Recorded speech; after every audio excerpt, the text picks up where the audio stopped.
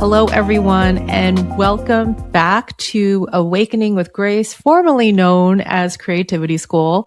I'm sure some of you were surprised to see a new episode pop up in your feed with a brand new name and trailer, but here we are 3 years later. I've really missed being able to connect with you in this way, and life has been lifing. And so this episode, I just really want to share with you what's been going on behind the scenes with me over the last 3 years and why the name of the podcast has changed. First things first, I don't think this show is going to really be all that different than Creativity School was.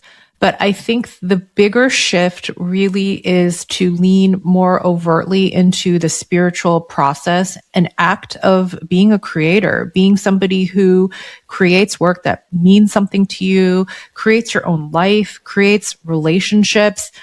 Our whole function here as human beings on this planet is to create, and to create is truly one of the most human and divine things that we can do. Creativity is a part of creation, because creativity then is the unique expression of our own consciousness and individuality that comes through our creation. But one of the biggest shifts I wanted to make was to step away from the word creativity, because I think a lot of times we associate that word with being an artist, and we're truly the artists of our own lives. And I wanted to widen the lens a bit on the idea of creativity and creation as something that is innate to all of us as humans, whether we're artists or not. And we are truly the own creators of our own realities through everything that we do. So as I move forward, when I say creativity, know that that's really what I'm talking about. I'm looking at creativity through the lens of human expression. It is the expression of your individual soul, your individual consciousness, your individual frequency emanating out of you and into the world through whatever it is that you do, whether it's through art or your relationships or your life or your business or your healing practice. That is all an act of your personal creativity coming through your creation. But I also truly believe that the act of creation through the expression of our creativity, I'm not going to keep saying it like that, by the way, for the rest of the show, because it's just going to get really annoying and monotonous. But when I say creativity, just know I'm not talking about it from the narrow perspective of an artist. And I think creativity and spirituality are one and the same. It's the same energy. It's the same frequency. It's tapping into the same high level of consciousness and bringing it forth through yourself onto the material reality that we live in. And so again, this was more about widening the lens on what it is that we're talking about here when it comes to making the stuff that really has meaning and purpose to us. There's truly more to reality than what we've all been taught to see, and what the world that we inhabit for the most part tells us what's real or not. And I've been on the spiritual path for as long as I've been an artist. These three things all happened at the same time, and I know it was not an accident. Number one, I quit my corporate job and started my own pet photography business. Number two, I leaned really hard into my own spiritual seeking and spiritual practice.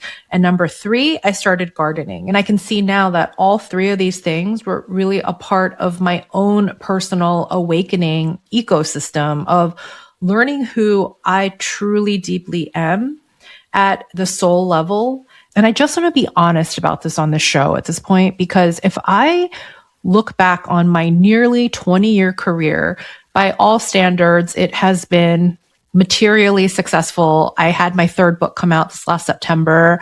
So I've had books. My work has been displayed in museums and just, blah, blah, blah, all the stuff that you can have when you have a successful career.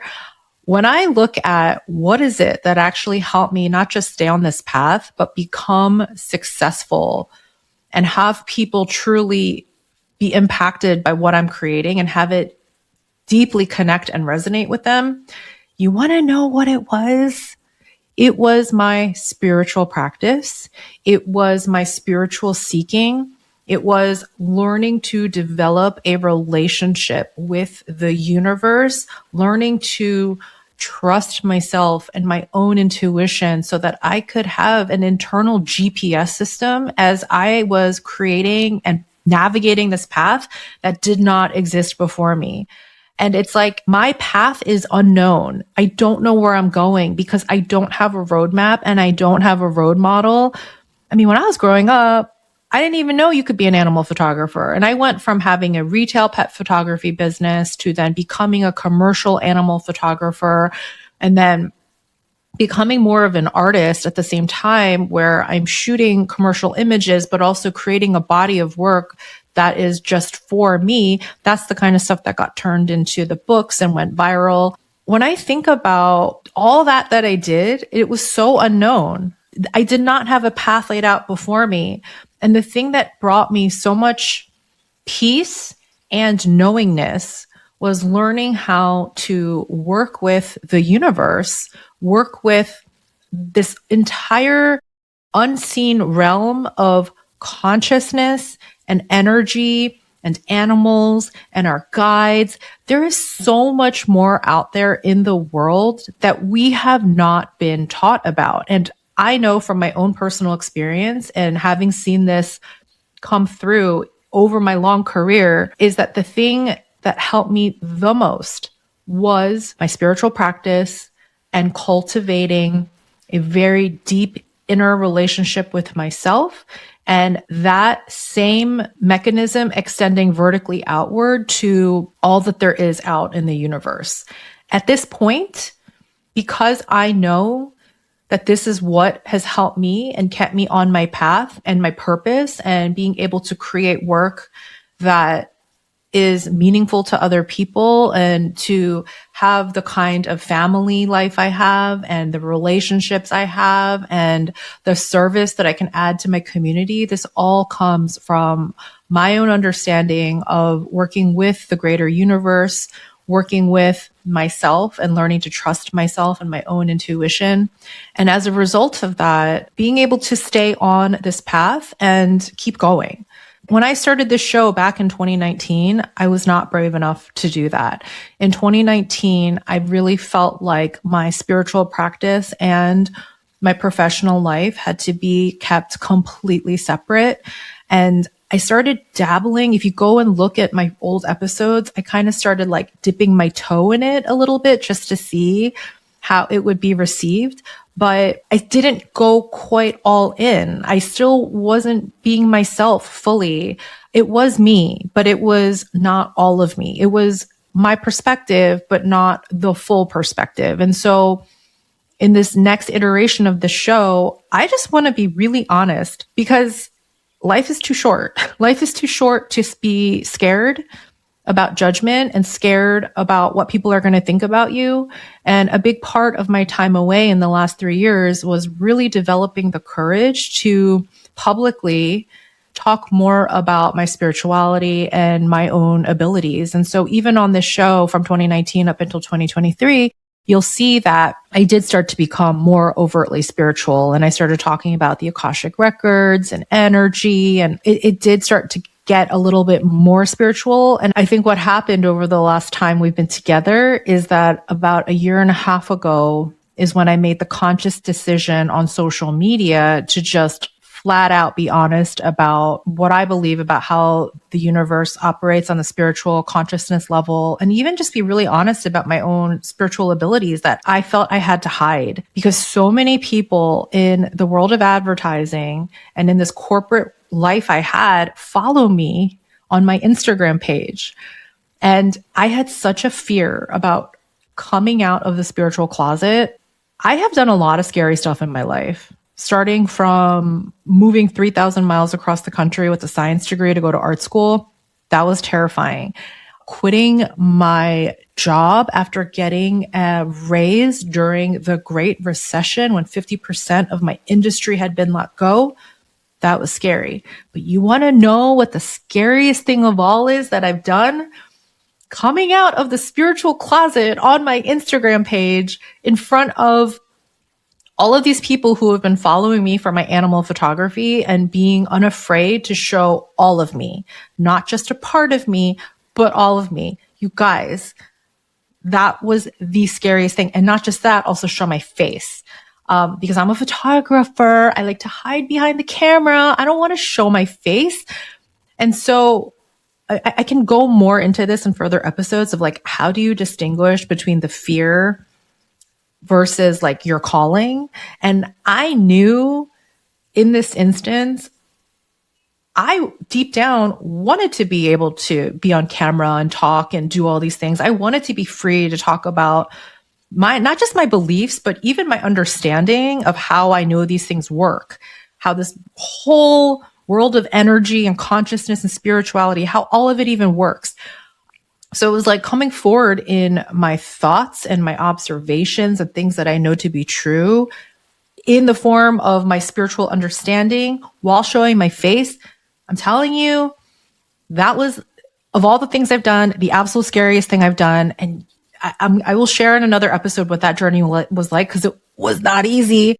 Do you remember when I used to talk about how scary it was to start my podcast? Because starting my podcast in 2019 at that time was the absolute scariest thing. And then the next level of that to now do that on camera, oh my God, even more terrifying. And I walked through the fire. And here I am now on the other side where I'm just unafraid. I just want to be honest and I want to be truthful with you, because I know through my own personal lived experience and through observing the experience of so many other people that when you can have a greater understanding of your role in the universe in relation to so much more around you, that is how you begin to tap into your true original nature, your true original frequency, who you are at the highest soul level, who you are through every lifetime. And when you know who that person is, the work you create and the life you create is so in alignment with who you really are, and everything just flows from that place. And when I look at my life now, I know it is absolutely a reflection of everything I just described, of the seeking and the knowing and the integration and putting things into practice. Because here's what I've come to know and understand. When we talk about creating things, we are the shaper of it, right? It's like Michelangelo creating the David. He's the creator of that thing. He's chiseling it away. He's got this block of stone. He's the one literally shaping this block of stone into a beautiful creation. But what happens at the same time as you're doing this incredibly spiritual act is that work shapes you back. You are shaping each other. You are a mirror of each other. And so it's this really beautiful flow process back and forth of, as you awaken to yourself and you create more meaningful aligned work or a more meaningful aligned life. And then that reshapes you. And it's this constant infinite flow of shaping and alignment and discovering truly who you are and the meaning and purpose of why you are here. The other piece to that I think is so important, especially for our podcast community, is that in these 20 years of me doing this work, it has been so lonely. I have been working from home by myself basically since 2010. So that was a full 10 years before COVID even happened. But I'm not even just talking like physical isolation. Yes, I was home alone. I like working from home alone, by the way. But it's also the emotional feeling of alone. Like people around you, at least for me, really didn't understand me. When I quit my job, people didn't understand me. When I moved across the country to go to art school, people didn't understand me. So much of pursuing a life that is deeply aligned with who you actually are, it can feel lonely because in that pursuit, people don't understand what it is you're doing. And even my last book, the last book project I just had, I have never felt more alone physically here on the earth plane than I have ever on a project. That was a really challenging project, which I will do another episode on that too. So many episodes to do. I have so much to share with you guys. That was a really, really, really challenging project for me. I felt so alone creating that. And again, it's like understanding we are not alone. The great illusion is the illusion of separation, of the idea that we're alone. We're not. We are not alone. And through everything that I have come to know and understand now, doing Akashic record readings, doing animal communication readings, you are so guided and supported beyond your imagination from the earth realm to the cosmic realms. And so if we can come together and really understand how not alone we are, I think that's a really great start. And number two, physically building the community of those of us here who are walking this path and seeking and wanting to understand and create and support one another while we're on this journey.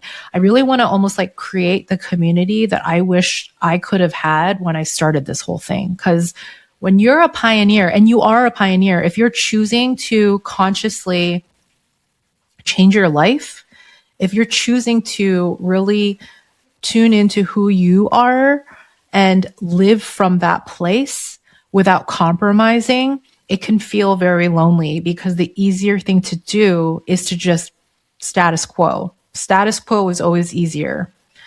But what's also not easy is living a life that's not you. I find that suffocating and intolerable. I cannot be anything other than who I truly am at this point. This probably has something to do with my age as well, too.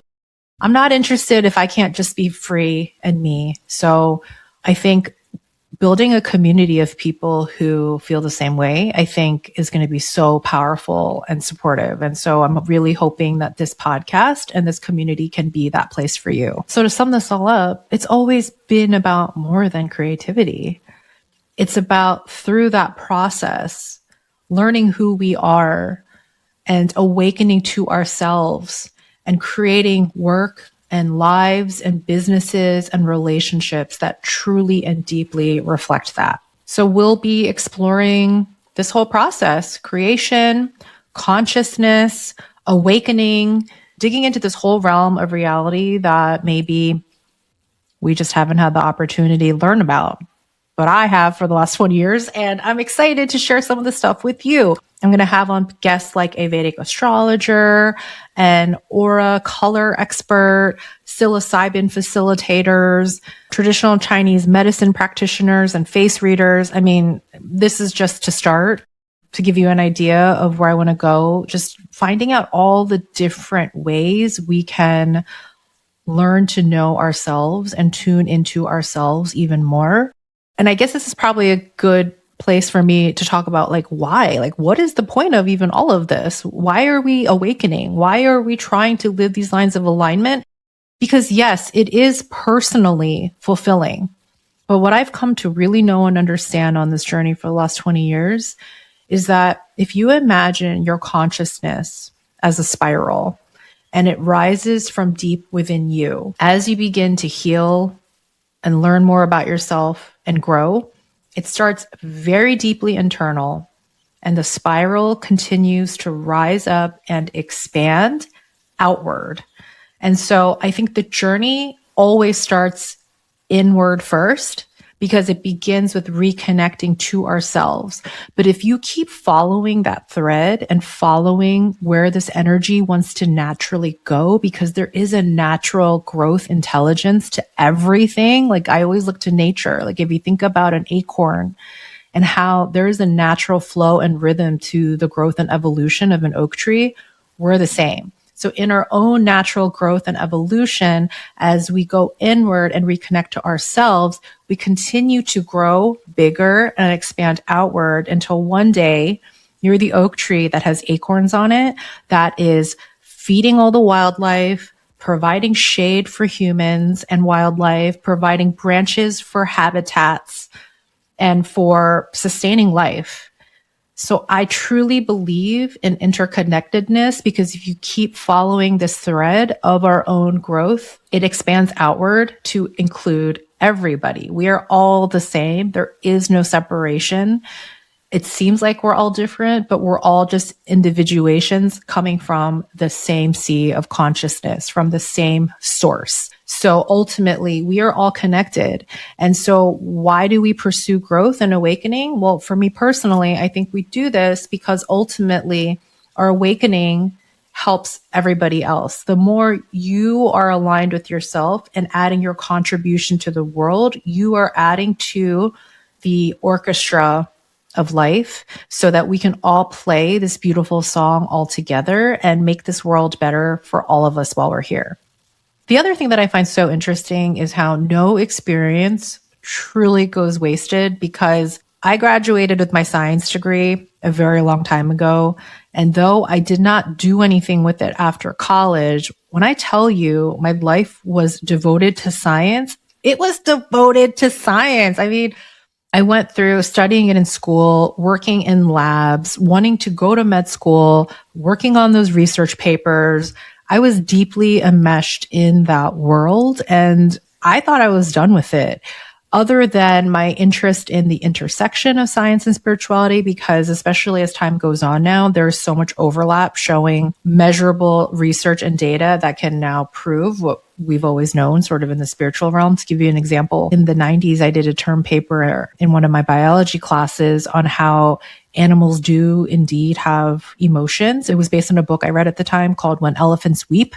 And at that time, the prevailing thought was that animals do not have emotions and that we are just simply anthropomorphizing when we say that they have emotions. We're simply projecting our own human emotions onto animals.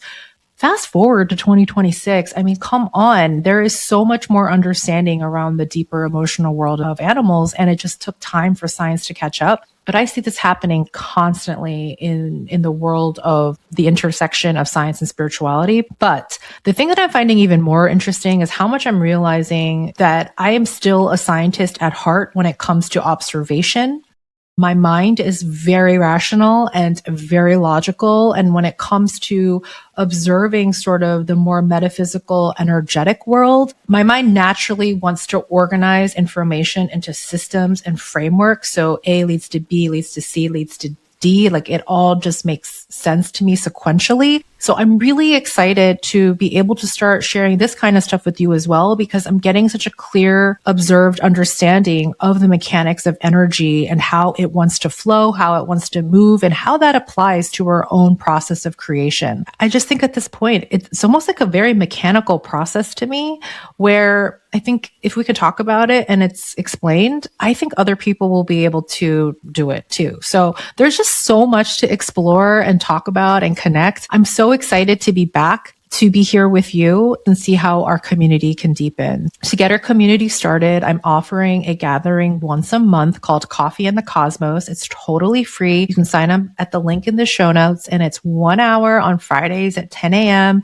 Pacific time. And it's our time to get together and talk about all the spiritual, witchy woo stuff that maybe you can't talk about anywhere else. And I really also want to just create a safe container for good information. I don't know. I don't want to say good, but trustworthy information, let's say, because I've been spending time on TikTok, and boy, is there a lot of information out there that is just like not correct. And what I find really scary is that people can speak with such confidence and conviction and say whatever the heck that they want, and people will believe them without question.